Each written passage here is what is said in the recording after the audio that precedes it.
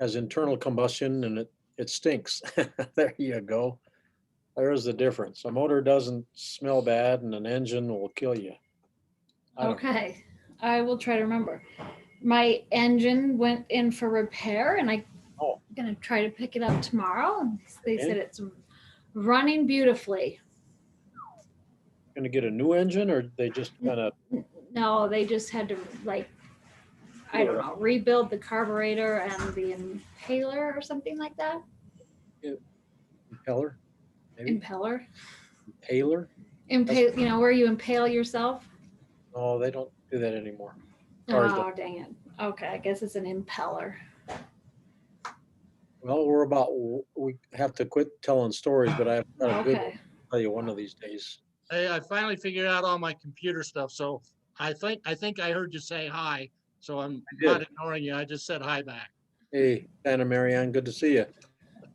Since you've got it all figured out, you get to do next week's No, you don't want to. cottage meeting. Yeah, just got it all figured out. That's a self-appointment. There you go. Thanks. I'll take that under advisement. Okay. Everybody get their fair share of snow today? And then some. Yeah, I'll bet you Great. did. Your elevation is up there pretty high on the mountain, isn't it, Melanie? Yeah, yeah, it is. So I don't know. I think I got 2 feet in the last day and a half. Oh my. How's your back? Well, luckily with my injured foot, I can't shovel. Well, I tried to today, but it didn't work out. What did see? I'm being dumb. What happened to your foot? Well, you did know, but you probably forgot. I probably did. I had Achilles tendon surgery Yeah, in November. you're right. But it was so long ago, you're thinking, aren't you recovered from that? Oh yeah, I mean, okay, well, I hope you're on the mend. And I I guess am. it's probably 7 o'clock. So that means we probably ought to start this thing. So in order to do that, um, I have to do something. I'm Yeah, gonna push click on participants. And it'll participant. Thank you. Okay, pull up the list of people and then go to me and okay. make me the host. We'll pull down more and make you the host. Change host. Okay. And I should probably introduce Mike for those of you that don't know Mike Harmer, the intrepid skipper of Unsinkable 2. We're so grateful for Mike sharing his vast experience of sailing in the British Virgin Islands, among other places. But he brings it across so expertly and with such knowledge and depth. I never get tired of hearing his stories. So I guess without further ado, I'm just going to turn the meeting over to Mike, and he's going to introduce some contemporary news about the BVIs as well as past histories. So Mike, thank you so much, and the meeting is yours. Okay. Um, so I did quite a bit of checking in with Conch Charters and some other people who have sailed in the last year, during COVID, down in the BVI, which so I've got a lot of that information. I'll put in while we go through a lot of this, and then also at the end. Also, I can't see questions as we go. Feel free to ask them as we go. And probably the easiest way is if you do it in the chat window.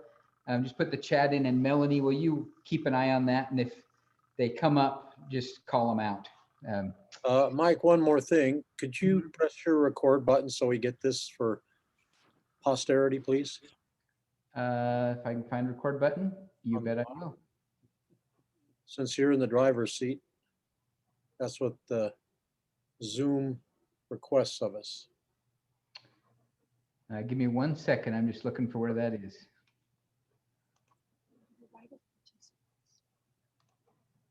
It's underneath the screen next to the share screen button.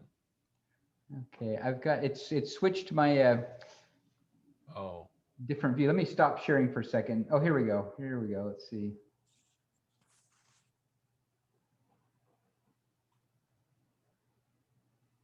Okay, it says my choices are pause recording and stop recording. So I think we are recording. Okay, thanks, Mike. Okay. Take it away.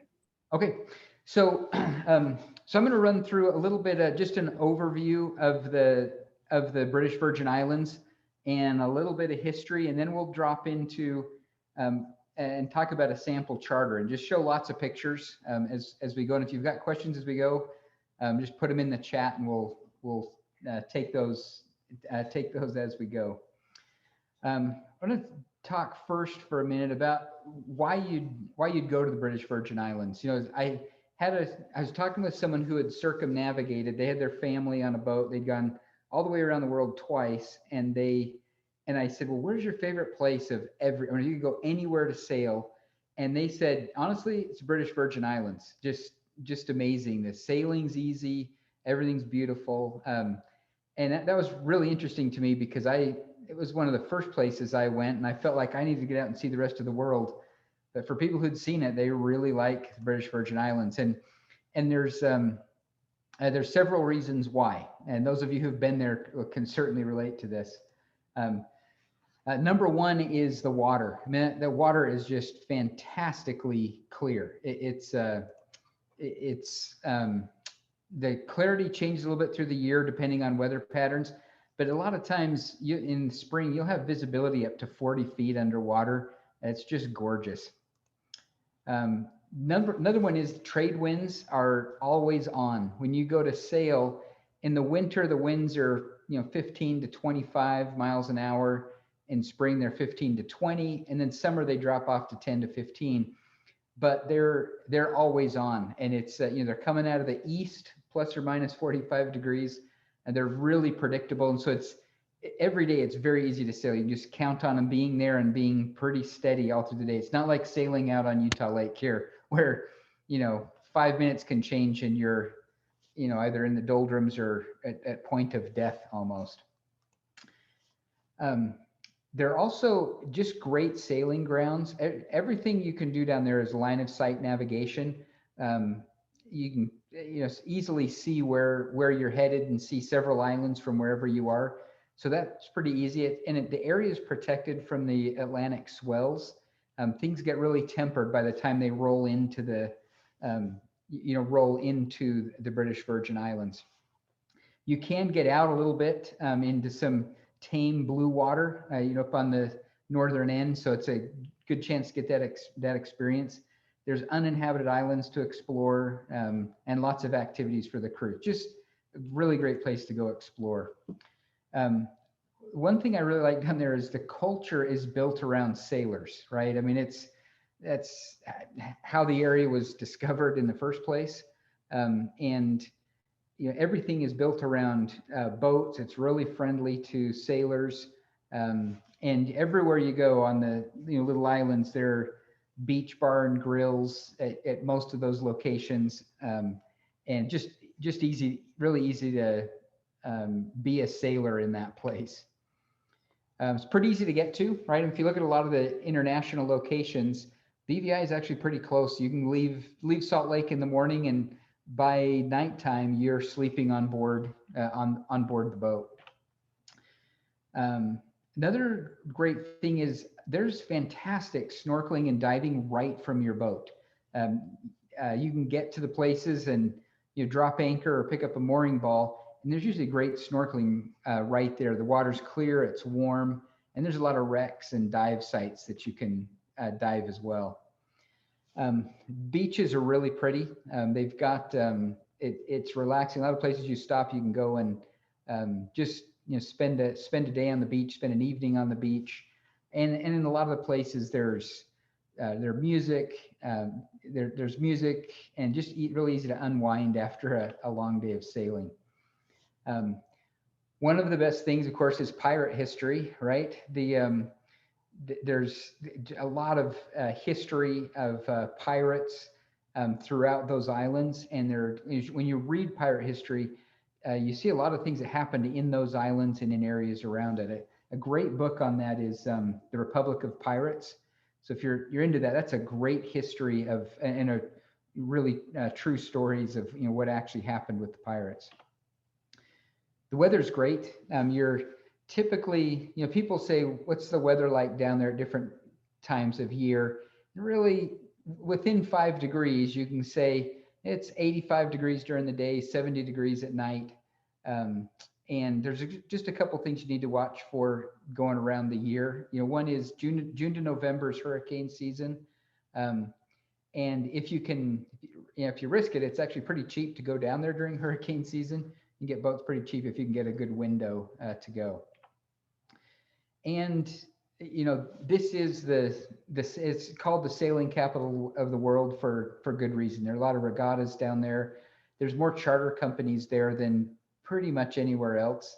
You can go from uninhabited island to towns with lots of things to do and things to see. There's sailing schools there too. If you're wanting to go and learn from a skipper or get a certification down there, you can do that while you're on your boat, cruising for a week or two. Okay, so where is the Caribbean? It's this area, and this Spaniards is called for a long time the Spanish Lake, because you got a lot of stuff that's coming in off the Atlantic. And once it gets in here, it's a little bit shallower and ringed by these islands. It really calms down the water inside the Caribbean. So it's a pretty protected area to sail. If we look at a map, Tortola is the main town. This is where you fly into, is a little airport called Beef Island. Or if you catch a ferry over from the U.S. Virgin Islands, which are, I actually had to cut them out of this picture to just focus on the BVI. You can actually fly into the U.S. Virgin Islands and just catch a ferry over. The ferries start again the end of March. They've been shut down during COVID, but they're coming back on. And then some of the islands that we'll talk about: Virgin Gorda, Peter Island, and there's one other one that Columbus actually named. He discovered the BVI in his second time coming over to the West Indies. And then a couple other ones we'll talk about: Anegada, Joost van Dyke, Norman Island is a great place to start your trip. This is the one that we often call Treasure Island from the book. Now, just a quick history on the BVI, and if I love to read the history of an area before I go, and so a really good way to read the whole history is James Michener's Caribbean. It's a long book, so if you do it on Audible, you're going to need like 50 hours, but it really does a good job walking through the history. And the earliest inhabitants there were the Arawak Indians, and it was a matriarchal society. They had come up from South America and were very peaceful people. Columbus met some of them on his trip up. The next group to come were the Carib Indians, which is where the Caribbean gets its name. They were a pretty warlike group. They had cannibalism. We get the word barbecue from them, not the kind of barbecue you want to be invited to. Patriarchal society. Then it moved into colonization and the period of the pirates. Plantations went in for sugarcane, and there were just prevailing winds that drove a lot of the activity in the economy. Everything that happened in the British Virgin Islands and in the Caribbean, you'd have people who'd invest in ships up in the United Kingdom. They'd sail down to Africa and purchase slaves, and then they would go across and sell slaves here, but they would move, and then they would purchase sugar cane, or they'd come up on the coast here, either sail back up to England, or they would pick up tobacco here and come across. And so the pattern of winds drove a lot of really dark things that happened in human history, things we wish we could go back and change. But in that history is also some amazing stories of emancipation, as different nations or different islands in the Caribbean all came to really a period of greater enlightenment. So the stories of all those islands are really fascinating, and how it impacted similar events in the rest of the world. And today, I mean, the British Virgin Islands, the number one for them is tourism today, and also a lot of banking. Either you have different havens in the Caribbean. There's still stuff going on in the BVI, but that kind of moves around to different islands over time as laws change. So let's walk through a 7-day charter. Just give you an idea of the different islands and different things to see. So what we're going to do is we'll just sail around. Now, the direction that you go around these islands really depends on the wind, and you can pick up the weather forecasts each day and kind of get a feel for. Remember, the wind's coming out of the east here, and sometimes it'll shift a little bit north, sometimes a little bit south, and so you just decide which, how you want to sail. If you want to be, beating right into the wind, or and that will kind of help you determine which direction you want to go and explore these islands. So the first day, easy way to go is down to Norman Island. Now with COVID today, we'll talk a little bit more about this at the end, the specifics. But with COVID, for your first couple of days, you're restricted on where you can go. They have a couple of islands that are less populated where you go as you wait for your COVID tests to come back negative. But typically you can sail down to Norman Island, which is Treasure Island. Anchor there's great places to snorkel, places to explore. And so what this looks like, if you come out of Road Town, which is where there's several different charter bases along the south side of Tortola. A lot of mooring, Sunsail, Conch all come out of Road Town. And so you come out and sail, and it's just a couple hours, easy sail down to Norman Island. And from there, there's 2 little bays where you stop during COVID, but generally you'd go into the Bight on Norman Island, which is an enormous mooring field. The sailing down there is easy. I mean, this is a trip down. It's kind of fun after you get your crew relaxed on deck. This, winds at your back, and it is just a really leisurely sail down there. You can stop. One spot on the way are the Indians. These 3 rocks look like feathers on an Indian headdress from a distance, and there's really pretty snorkeling in around these rocks. Inside the Bight, you may have heard of the Willie T. It's painted differently now since it went down in the hurricane. But the Willie T's there, and it's a floating bar, and a lot of times people will have a little too much to drink, and in various states of disrobement, they will dive off the boat during the night. So when you anchor there, it's a good idea to anchor farther away from the Willie T unless you want loud pounding music and people yelling and having a great time to keep you awake.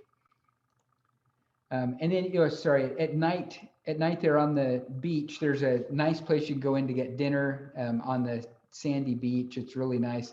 During COVID, a lot of these places will deliver dinner out to your boat. You can call, order it, and they'll bring it out to you. Okay, so second day, we'll say we're sailing around to Soper's Hole in Cane Garden Bay. This is a lot of fun things to do as you go around here. There's great places for lunch, a lot of little shops, and it's just a couple hours of sailing. So as we go, we're leaving Norman Island here. We're sailing up now. This area right here, is where St. John is in the U.S. Virgin Islands. And there's an area in here that during COVID is the exclusion zone. And you've got to get permission to sail through there. So from your charter company, you can get that information, and they'll usually require just on WhatsApp to send a message about your boat and your intention as you go through there, because this is a big port and they're really trying to be careful about spread of COVID. And as we talk about their COVID guidelines, it's important to keep in mind that they have a small hospital here in Road Town. Other than that, if they had a bad outbreak of COVID, it would really devastate these islands. There's just not a lot of healthcare support, so they're being really careful about it. But you sail up here, and we caught the the best tuna fish just trolling lines behind the boat as we were crossing here one time. It was fantastic. But so you stop into Soper's Hole, and then swing around to Cane Garden Bay, and I'll kind of show you what's in those two places. So Soper's Hole is there's a marina there. There's a Pusser's restaurant and a supply. There's a market for groceries, and this picture was pre-hurricane. Now some of the palm trees are coming back. Things have been rebuilt. You know, some of the buildings will look different, but it's really headed back to being like it was. There are spas there. It's a tiny little place, but a really fun stop for just while you're traveling. Then around to Cane Garden Bay. This is where Jimmy's Cheeseburger in Paradise was written. And so you stop at these restaurants. There are usually bands that are playing. You can get hamburgers. You can get all different kinds of food. And as you go along, it's a beautiful long beach to walk, and it's probably a good mile long, relaxing place. In the evening, great place to watch the sunset. While we were there one time, the locals came out and they were spreading a big fish net right before sunset, spread it out, and then as the sun went down, they started pulling it in. Boy, they had just incredible fish. Here's a picture you can see from this guy's foot. I mean, the size of some of these fish, and they'd sell them to the restaurants right there, or if you wanted, you could buy a fish right that they just pulled out of the ocean, take it back to your boat, or take it to one of the restaurants and have them prepare it for you. So it's really, really fresh fish, fun place to be in. There were also a couple of little sharks that were in the net too, which really added to the excitement.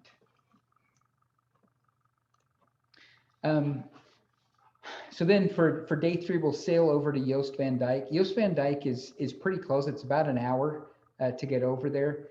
But there's a really pretty uninhabited island there to explore, and some great beaches, a lot of beach bars and stuff to explore. I'll show you a couple things here. I don't have a picture, but you've probably seen pictures of Bubbly Pool. There's an area where the rocks come down, and there's just narrow inlet for the waves to come out of the north, out of the Atlantic, and it will shoot water over the top, and it turns this tidal pool into it's like a jacuzzi. I mean, just bubbles everywhere. Just fun place to go and relax. So here we are. We leave Tortola, sail across. Sandy Key is an island that is a preserve. So no people are on it. And they just let nature happen there. It's really pretty. And it took a bit of a hit during the hurricanes, but it is growing back now. But it's a fun place to go explore. You just see what these islands were like before anybody came. There's trails to go walking through, all kinds of birds and crabs and different things that live on that island. It's really a pretty place to be. Crazy trees that grow in there. And where you anchor there is right off the island. So you'll drop anchor or pick up a mooring ball in maybe 20 feet of water, and you can either take the dinghy in or just jump off and snorkel and come in and explore the island. And it's a really beautiful beach too. Then right near there is Manchineal Bay, and there's Foxy's Taboo. Foxy's is a famous bar that's there on Joost Van Dyke, and this is a small satellite bar that's out on this end of the island. It's fun to just go there, get something to eat, and you walk around to the Bubbly Pool. And then if you go to other places on Joost Van Dyke, there's White Bay and a couple others that are just beautiful beaches. You'll have seen pictures of them. They're just gorgeous. And a lot of those are ones where you jump off your boat, swim in, and take your money to buy a drink or souvenirs. And then so day 4, sailing out to the Bitter End Yacht Club. Now, there's my favorite restaurant in the world is out there, and there's a lot of really amazing things to see. And this is a little bit longer sail. You're about 20, 25 miles as you head from Joost Van Dyke out to the North Sound on Virgin Gorda. There's a lot of stuff in here. I will mention, so these two, there's two areas here, Sabre Rock and the Bitter End Yacht Club. Both were really heavily damaged in the hurricane. I mean, one of the heaviest parts of the hurricane came right through here. Richard Branson's island was, I mean, his house, everything was destroyed there. I mean, it really, really hit hard in that area. But they've been working to rebuild those. Sabre Rock reopens this spring, and Bitter End has still got a little ways to go, but it's getting, they're getting closer.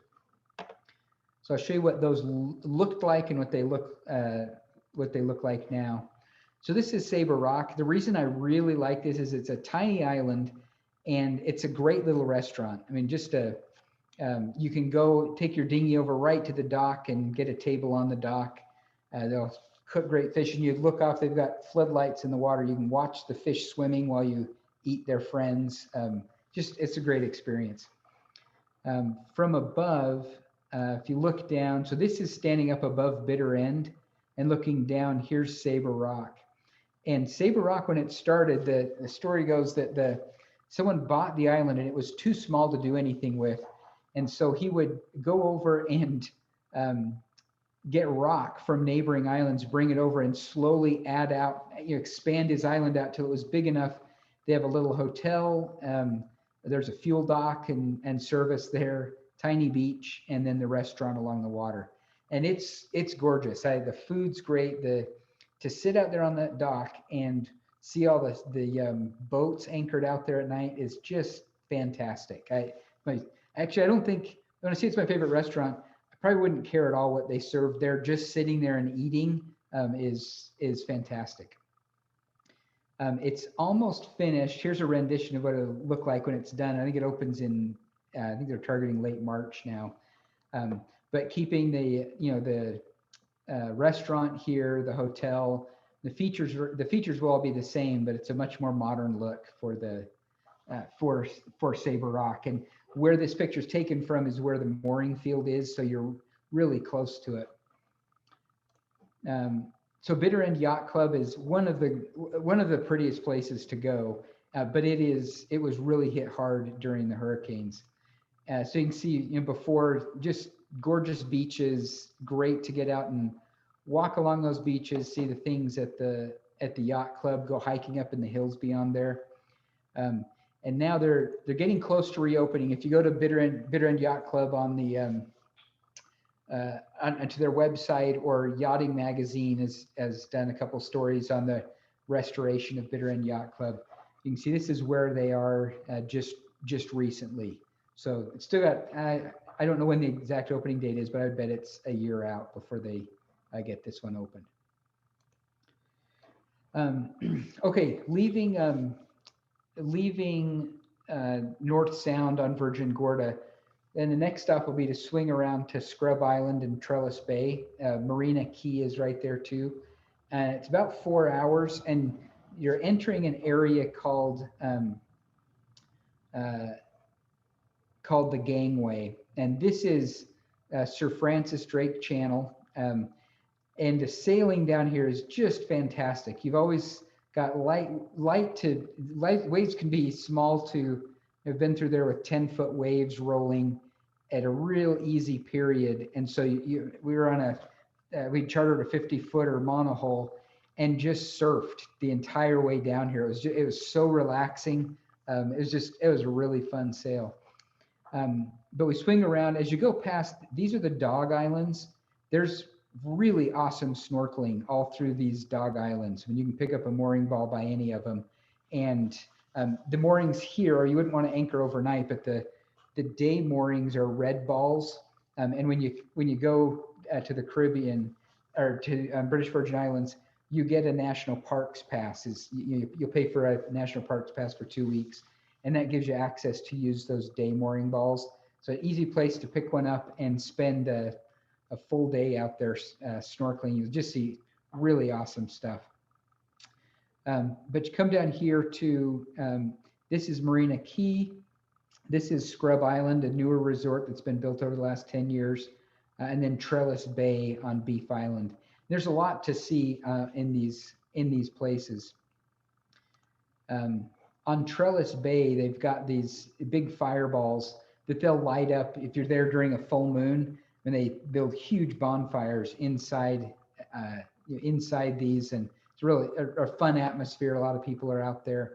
There's shops and stuff in a lot of shops and little craft places. This is out on Marina Key. You can sit out and watch the sunset and just relax. One of the best desserts you can get down there is this crazy coconut. It's awesome. I've come back and we're trying to learn how to perfect this, but it's ice cream inside a giant chocolate shell, then with roasted coconut on it. It's awesome. We're getting close, but we can't quite perfect it. This one's actually not available. Marina Key lost its restaurant in the storm, and so but you can get this one at the Pussers restaurants. There's several others of them in the islands there. Here's a sunset on Trellis Bay, really pretty place. And it's interesting, Trellis Bay is right by the airport. I mean, it is like when you step out of the airport, which is a real small affair, you can walk about 100 yards and you're over onto Trellis Bay. So it's a great place to pick people up or drop them off if you have to in the middle of a charter. And then I don't have a picture here of Scrub Island. Scrub Island's a big resort that was built, and they've got when you go, you can pick up a mooring ball there, or you can tie up to a dock, and then you get access to. They have a lot of infinity pools, and just it's a higher end place, but it's really gorgeous. Okay, day 6, over to the Baths and Fallen Jerusalem. And this is best way to hit these is to get up and start sailing early.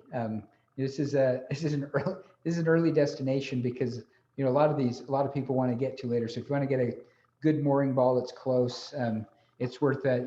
Setting out at sunrise.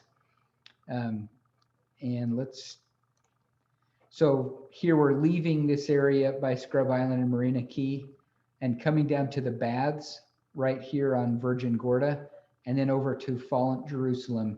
And then backing over here, there's a Maya Cove. Is a little spot that not many people use. You can anchor there, and it's so peaceful. I've never seen more than one boat there. And it's just a really great quiet place to spend an evening. But looking at these, here's the sail across in the morning as you watch the sunrise. It's really pretty. The Baths are this giant boulder field. I mean, these boulders are like huge houses, just stacked all along the shore. And as you go through, you're passing through parts of them you swim through, parts of them you climb. They have some stairs and wooden pathways built, but you can spend a half a day there just exploring.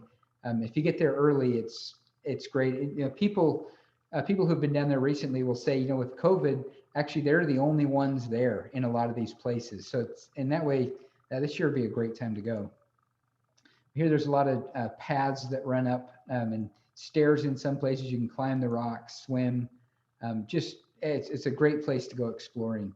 One day we're there and there was a big swell out of the north, and so I'll kind of run through these. We're standing next to this rock and watching these waves hit it was incredible. So watch, I'll just slowly go through a couple of these. You can see this wave hitting, and it's the most terrifying thing to stand against this rock because this wave hits and it is enormous. There's so much water coming over that rock. You have to kind of anchor your feet well down into the sand so you don't get swept away. It's going slow, so let's have time to transmit here.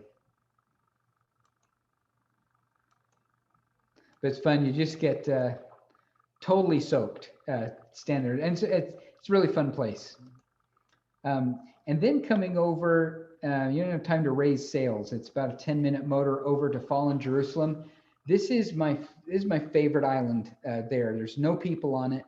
And there's one bay that's got a couple of sketchy day mooring balls there. But you pick up the mooring and then come into shore. The beaches are incredible. There's areas where there are hundreds of conch shells that have washed up in the beach. You probably spend the better part of a day trying to explore around this island. It's just really thick vegetation and these giant boulders like the baths, and you're trying to find your way through, but nobody comes here. I think, I don't know, maybe twice I've seen another boat that's been in there. You can't stay overnight there, but it's a great place to spend the day exploring. And so now that I've told you about this isn't in a lot of the charter books, Fallen Jerusalem. So if you're there and I show up because I told you, you have to leave. Like, it's incredible. The snorkeling there is fantastic, and you go into the other bays on that island as you snorkel or dive, and it's some of the best snorkeling I've seen in the world. Just amazing, the reefs and the fish. It's just an incredible place, and I think that's part of the reason it's so healthy. Is it's kind of off the beaten path. It's not in a lot of the charter books. And you've got to watch to be able to. You need to know about it to go there, because you'd pass it up if you're just looking at a nautical chart. So here's a view from up on some of the rocks looking at. You can see the water and all these places to explore with rocks and reef, and around into the next bay is really fantastic snorkeling. And you can see here looking across, that's Tortola. I mean, really everything is line of sight. You know, I see that, and it's probably an hour and a half sail to get across there. When the waves are coming in, they'll come in and hit the rocks, and just, gosh, it's such a beautiful place. So day 7 is Peter Island.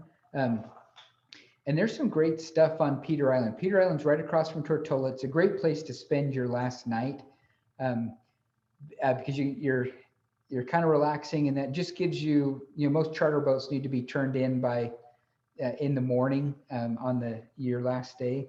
And so this is just an hour away from where most of the charter bases are.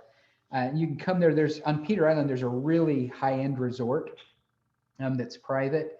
But there's a lot of the area that's open, that you can go, and beautiful beaches and places to get food along the shore, and great snorkeling too. So you can see we're leaving Maya Cove here, coming down to Peter Island, and I'm drawing a blank on the name. I think this is Great Harbor or White Harbor. I can't remember the name of it, but it's right on the north side of Peter Island. Great place to pick up a mooring ball for the night, and then you can explore. You get on the island and explore. There's paths down here to Dead Man Bay, which is just a gorgeous beach, and the snorkeling in here is fantastic. We saw more turtles there, I think, than anywhere else. Just a really fun place to snorkel. Here we are sailing. This is when we were on this 50-foot boat just surfing. These waves were 10 feet, and they were probably every, I don't know, probably closer to 12 or 15 seconds.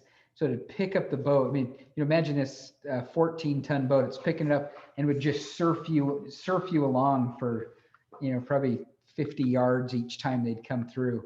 Just a really peaceful sail down that gangway. Here is Dead Man Bay, which is it's really pretty. You can also anchor right in Dead Man Bay as well, as long as there's not anything coming out of the north. And this is just sailing in the gangway. Just everything's so pretty. You can see all the islands out here are, you look at the map, you look up, you see the islands, right where you're going. There's also not a lot of hazards to navigation in the BVI, which is really nice. Everything's well marked, and there are very few places where you need to be really careful. I was in Tahiti, and those reefs are a lot harder to navigate. You really got to watch what you're doing. BVI, you'd really have to not be paying attention in order to hit something. And then a really fun restaurant to either start or end your charter on is at the Fort Burt Hotel. So these are our best pirate faces, by the way. It's not a reflection of the food. But at the Fort Burt Hotel overlooks Road Town, and it's so peaceful at night and just spend a couple hours at dinner. You can see here's looking out. Conch Charters is right close here. The moorings and Sunsail are back in a little bit further. So I'm going to switch gears here, and now you kind of seen what you've seen what that's like. Just take a few minutes and talk about what it takes to sail down there. Yeah, experience is probably the most important thing. You'll fill out a sailing resume. They do look for some certifications, or they will look at some certifications, but really what they want to see is experience. And I was, first time I remember going, they have you fill out a sailing resume online. I was really worried. I thought, boy, do I have enough experience to do this? And what are they going to think? And I owned a Catalina 25 for a couple of years, and I filled it out, talked to them a little bit, and they were great. I went down, and they just want to see that you're confident in sailing. And the funny thing is, going from a small boat, I mean, the ones that will sail out on the lake here that Todd has in Bonneville, is going to give you great experience. And you move to a bigger boat, everything's exactly the same, just bigger. But it's the same setup with lines and everything else. So if you can do it here, you can do it there. You'll want some, so you want those sailing skills. Some of the specific sailing skills that you need are picking up a mooring ball, but although that's hard to do here, you can really, if you look at a couple of videos on YouTube, you'll get the hang of it. It's pretty easy to do, and I'll show you a picture of that in a second of what that takes. And some of them, a lot of them, if you've got a certification, they'll take it and look at it, but it's really the skills and just your proficiency in sailing. And the other thing that you need is navigation skills are pretty easy, because like I said, it's line of sight, and the charter companies don't want you sailing at night anyway. So that's fairly easy. If you can read a nautical chart, you'll be okay, and bring your phone and Garmin Blue Chart or Navionics, and you'll be okay. There's also some things that you'll want to read up on as far as big boat operations, and by big boat operations, I mean things like, how do you start a diesel engine? How do you check check the oil in it? A couple things, how does a head work on a boat? And a lot of those, I mean, you can read about them or just look them up on YouTube. There's lots of people who posted these kind of things, and you see a couple of examples of that, and you'll feel pretty good.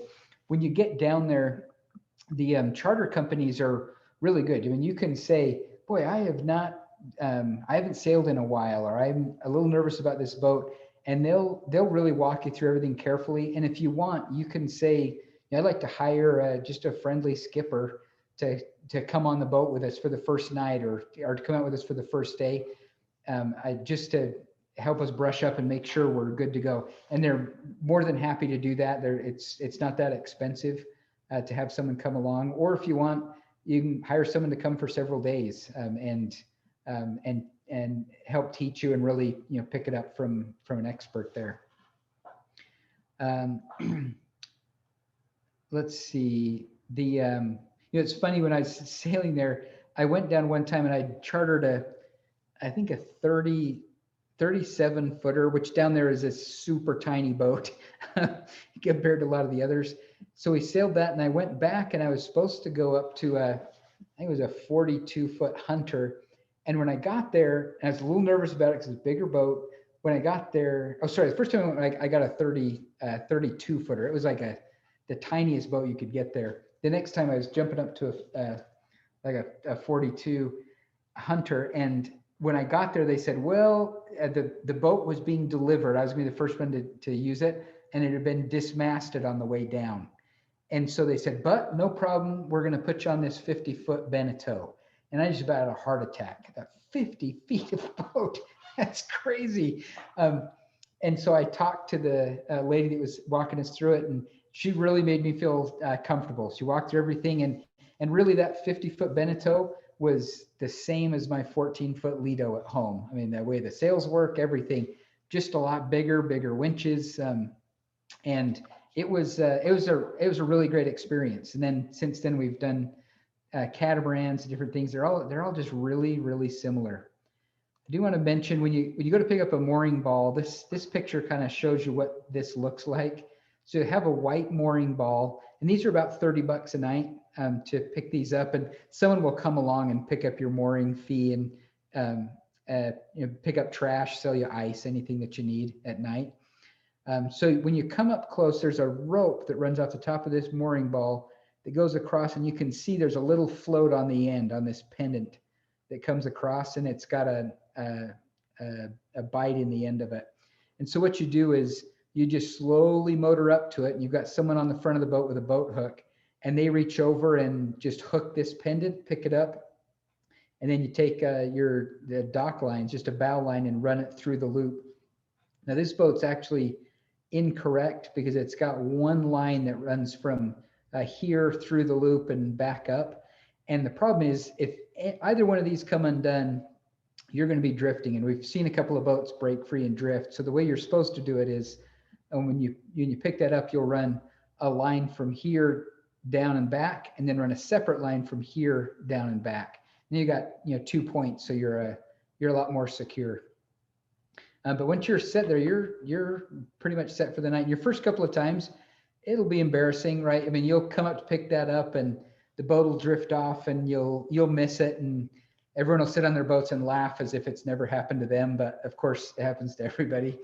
And so I think it was on our third trip down there, I was feeling way confident, and I went, and we had one mooring ball. It took me 4 tries to pick that thing up. I was so embarrassed, but it's just the way it worked. I'd like to blame it on the crew, but I was driving. It's totally my fault.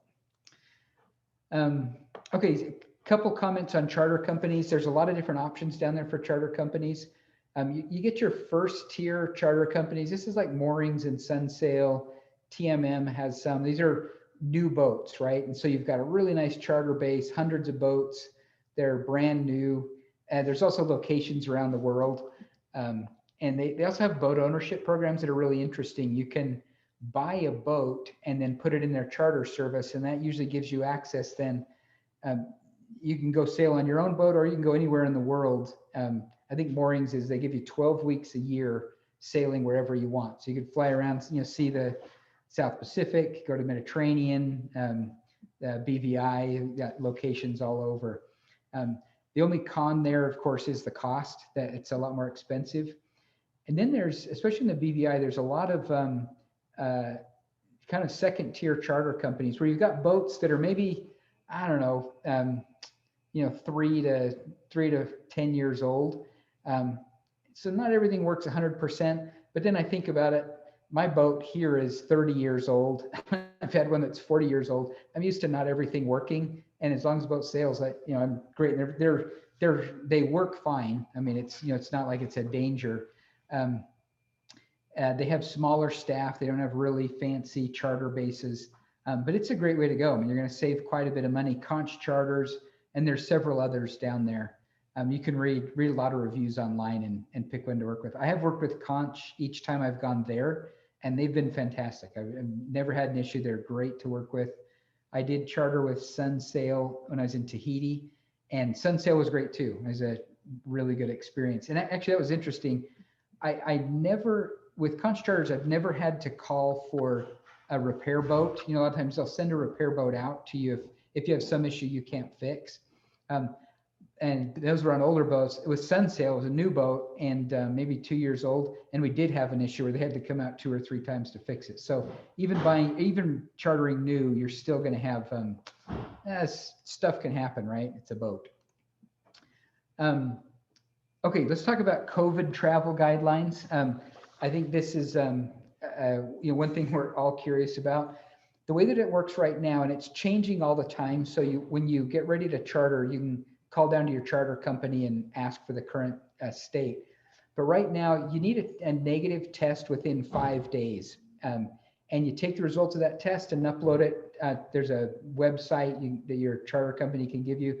You upload the results of that test, and then you need to make sure that you're. Sorry, there's a little bit of background noise for a second. You need to make sure that your insurance covers COVID care. They'll want to see that.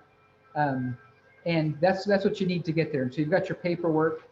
When you show up there, they'll do a test right when you arrive. They do it right right at the airport. You get off and they do a COVID test. There's a $175 fee that covers 2 COVID tests. So you get one on day 0 when you arrive, and then on day 4, you get a second COVID test. And so when you get the one on day 1, they give you a bracelet that helps track your location. And there are only certain islands that you can go to for the first 4 days. There's a good option of islands you can go to, but they're the ones that are less inhabited. You can still get out and snorkel and explore.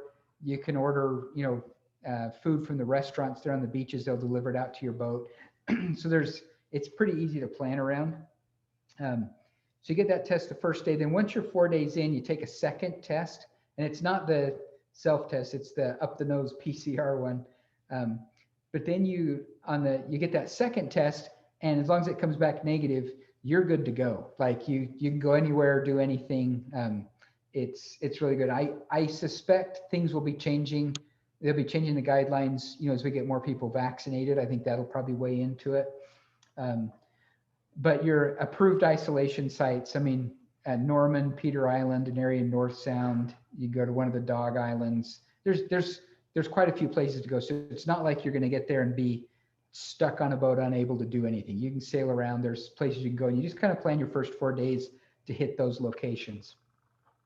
And then one other thing to check is, as you fly down and fly back, you want to make sure that any of the places you go, double check the COVID travel regulations there. And your charter company will really help you stay on top of that. Okay, that brings us to the end, and so I'll open up for any questions or comments.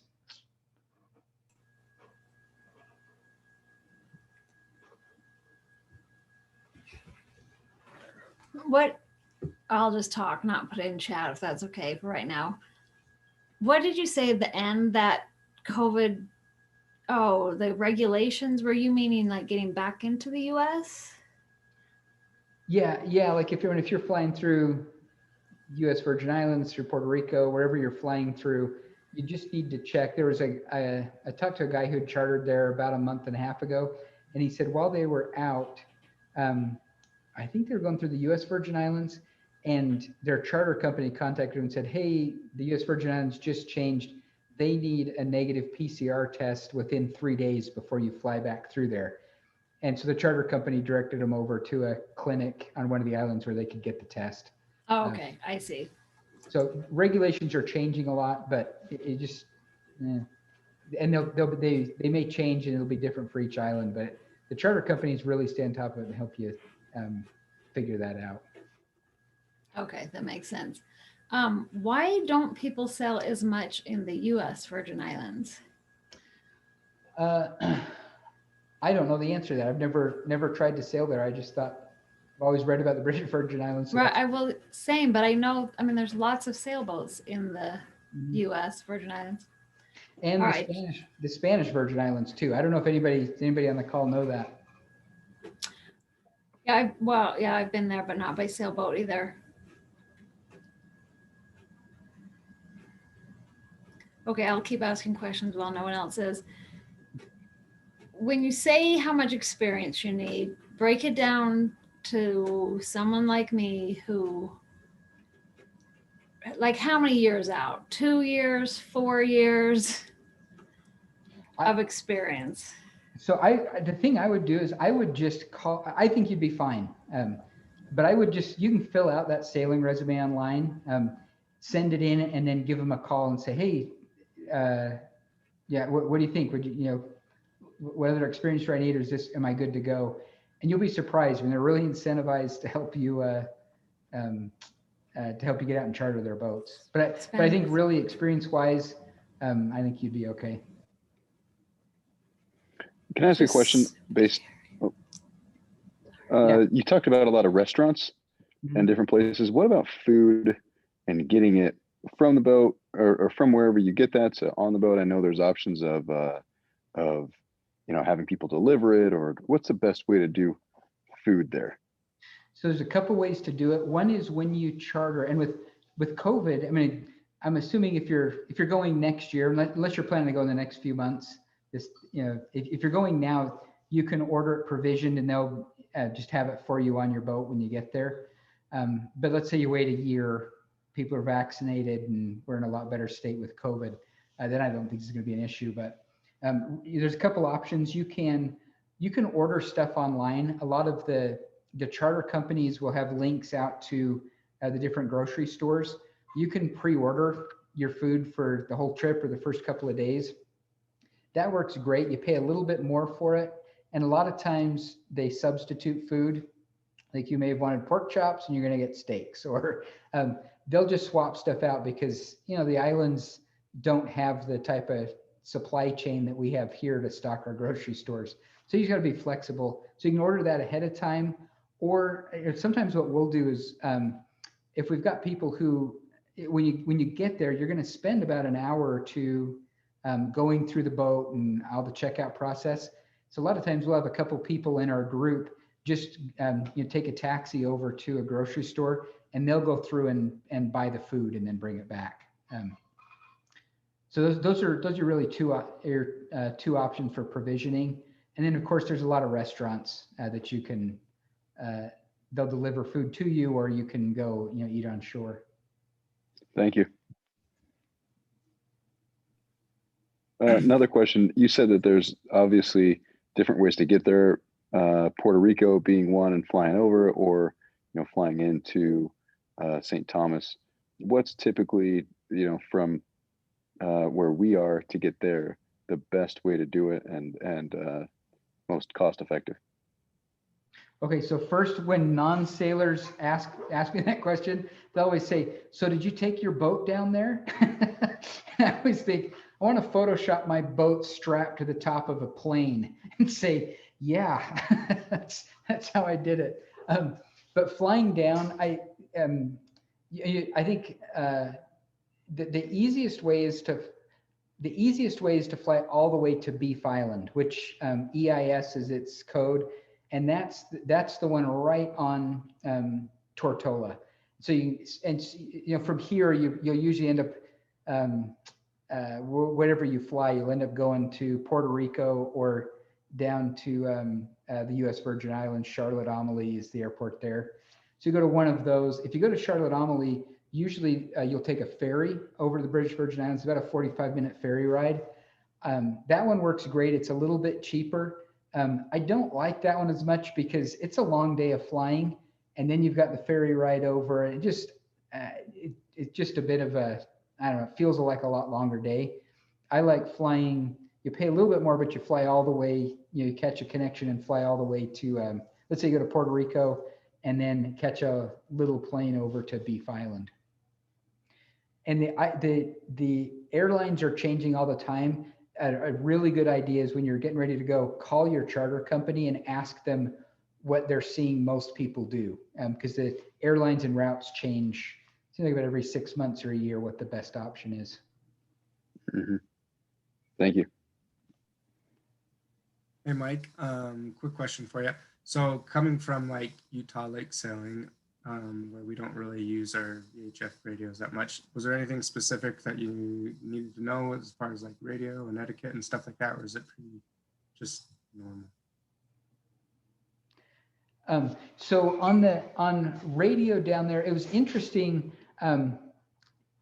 There's not a lot you have to do with radio there. A lot of the places will, when you look on your map, and when you get there, they'll give you a map with a lot of up-to-date information. A lot of them will list and say what channel a certain restaurant or a fuel dock, or what channel they're listing on, or marina, if you want to go into a marina. And then it's pretty straightforward, right? I mean, there's hail them on 16 and then switch over to whatever channel. So it's really pretty easy. No one's really strict about it. No one gets really bent out of shape. But they'll also give you a cell phone. Your charter company, part of what you get when you charter is a cell phone, and that's what you'll use most of the time. Actually, that's how the charter company will reach you when you pull up, to any island. Usually, a lot of times you'll try on the radio and no one's sitting around listening for your call, so you won't get an answer. So most everything happens for dinner reservations. I mean, coordinating anything like that. It's you'll actually do it on a cell phone down there. Cool. Thanks. This is where Todd should have piped in that you should be using your VHF, Sean. Yeah, if Todd's there, you're going to use your radio and you're going to use it right, just so we all know and just in case. Exactly. No, we always have our VHFs on. It's just that usually pretty silent out on Utah Lake. I should clarify. You must never have been out there when I was in need. Yeah. I will carry my radio, but people told me to get my cell phone first.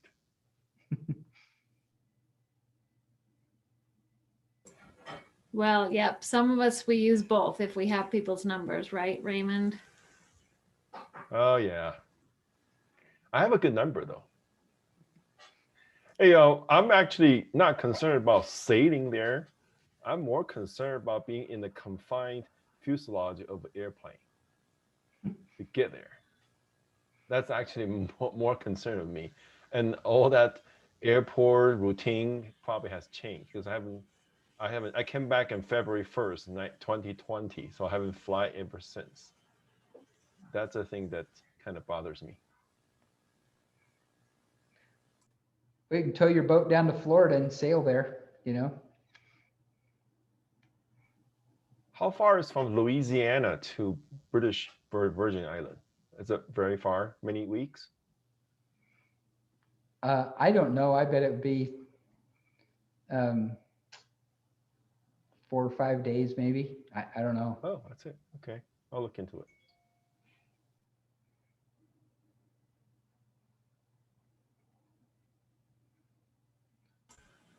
So Okay, is this, oh, sorry.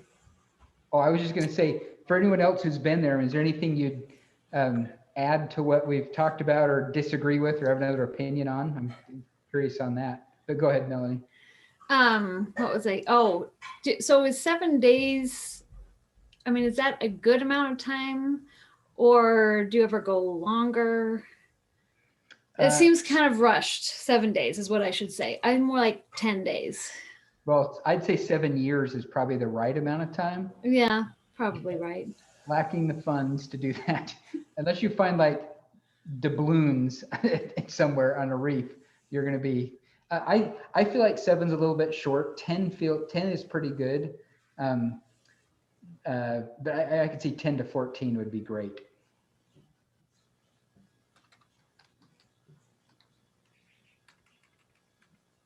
Mike, if you're going to be on a boat for 14 days, what boat would you pick? Or with all your comings and goings, which boat have you enjoyed being on the most?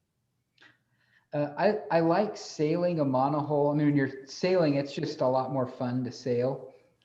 But the catamaran, if you're bringing crew, especially crew that's not, they're not sailors, catamaran is definitely the way to go. You've got a lot more room for a group. It's a lot more stable. I mean, you can be in an anchorage where on a monohull where, I mean, things are really rocking. And then you look over at the catamaran next door and it's flat. I mean, people are sitting out holding drinks, nothing sloshing around. It's so I'm torn. I thought Todd was going to say, if you were going to be on a boat for 14 days, who would be your favorite crew members? Just kidding. Okay, that reminded me of something. Do you do much docking or is it all mooring balls? It's once or twice I've gone in to dock somewhere, but it's expensive. And then usually when you're in those marinas, the wind's not flowing as much, so the boat gets hotter. I would say I would, on a trip, I'd want to always do a mooring ball or anchor. I mean, one of those two, and not have to go into a dock. Well, right. I think that's probably one of the scariest thing about renting someone else's boat is thinking you're going to dock it. So I like the sound of that. Yeah, you can do the whole time without docking for sure. And actually, when you come into the charter base, when you're leaving and coming, they'll usually send a little chase boat out to you. You radio them and tell them, hey, I'm coming in, and they'll send a guy out in a dinghy to bring the dock in, or to bring the boat in, because they know that you're a renter. You're a charter sailor, and they don't want you trying to do anything tricky by their docks. Oh, that just makes that trip much more doable without docking. So that's great to know. And they're smart not to have people just docking in their boats. Mhm.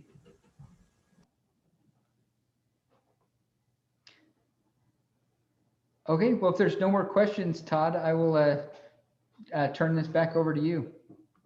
Okay, thank you so much, Mike. I always enjoy hearing your adventures around the world, and really nice insider tips. Yeah, I hope we're not on the same mooring ball if we have to both come in at the same time. Yeah. Well, any last questions for Mike before we wrap this up? Okay, folks, thanks for coming in. This is supposed to be a place where we get inspired and hopefully make the winter go a little quicker, that we can get out there and do some of these things that Mike is inspiring us to do. So it has been inspirational as always. Thank you, Mike. And I wish we could go sailing tomorrow. That's got me fired up. Next week, I'll introduce you to the topic in the newsletter. It's going to be an experiment, if you will. There's so much knowledge with these folks that have tuned in tonight. I'd like it to be a question and answer. It might even be a show and tell. Bring something that really works on your boat that you like, that's a great safety feature or a comfort feature. Could be a navigation app, any number of things. But I'd like to try it as an experiment to see if the new people that are coming into our sailing circle can benefit from all the knowledge that's contained in this cottage meeting. So might not be for everybody, but I think for those that are new coming in, what an invaluable resource this is to come in and ask questions. And we're getting a lot of questions. Louise, how many lessons do we have signed up? 18 lessons. We've never had this before. I don't know if that's COVID doing that, but last year was our best season. And now, if you look at statistics, we've never had people interested in sailing in February before, and already 18 people want lessons. So I know there's an interest there, and maybe we can get these good folks to join our circle and be safe out there on Utah Lake, and someday live their dreams coming into Save a Rock around 6 o'clock in the evening and watching the fish, the tarpon, sail through the lights. What a magic image that you gave to me, Mike. It's wonderful. So thanks very much. Aloha to all, and we'll see you next week. Hey, Todd. Okay, take care. Thanks, Oh, Mike. hang on, Todd. Oh, hang on. I Todd, think Raymond had a question. you mentioned about listen. Do you have dates for lessons set up yet? Date for lessons. Yeah. Give Louise a phone call. It's filling up fast, gang, so you better jump on it. But phone Louise, 801-636-5204, and she'll help you. Okay. Thanks, everybody. Thank Good to see you. faces. Yeah, this is fun. Let's do it again next week. Thank you. Good night. Good night.